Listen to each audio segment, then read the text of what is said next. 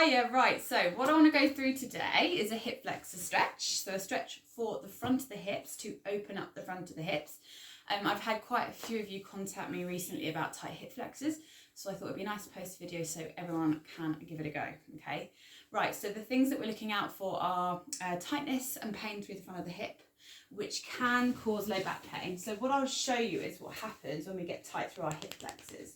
So tightness through the hip flexors will pull the pelvis forwards, which will cause us to hollow through the lower back. That then creates tightness through spinal muscles and it will close up those back spinal joints, which can cause back pain, okay? So those are the things that we're watching out for.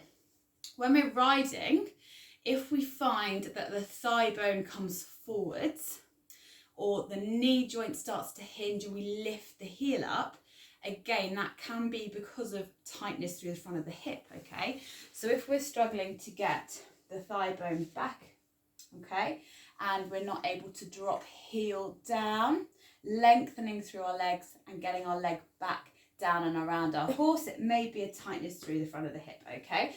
So I'm going to show you a really nice stretch to open up the hip joint. So always grab yourself a small block or a cushion to pop underneath your knee, just to protect your knee joint from any sort of weight bearing, okay? We come up into the proposal position. Lovely. So if you have got the ankle mobility, I'll just come forwards to make sure you can see this. The leg that's at the back, I want you to turn the toe out to the side, okay? And that will increase the stretch through the front of the hip. Now imagine you have a tailbone. I want you to tuck the tailbone in between your legs, lovely. So we're really starting to feel the stretch through the front of the hip.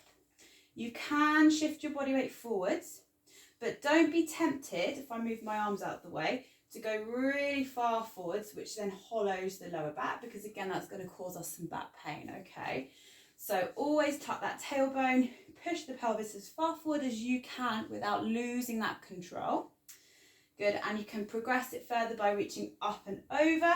Again, increasing the stretch through the front of the hip, or pop that hand onto that thigh in front of you. And again, just pushing yourself as far forward as you can whilst maintaining tailbone in between legs.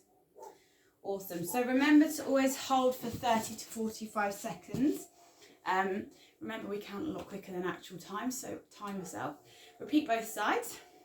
This may not be appropriate for you, especially if you have knee pain or any other issues. So please feel free, if you're not sure, just send me a message. It's no worries at all, and I can let you know if it's the right exercise or not. If it's not, I'll give you another one to do, okay? Please feel free to give it a go. Film yourself, post it on social media. Remember to tag Chaps Physio and always hashtag Team Chaps. Thank you very much.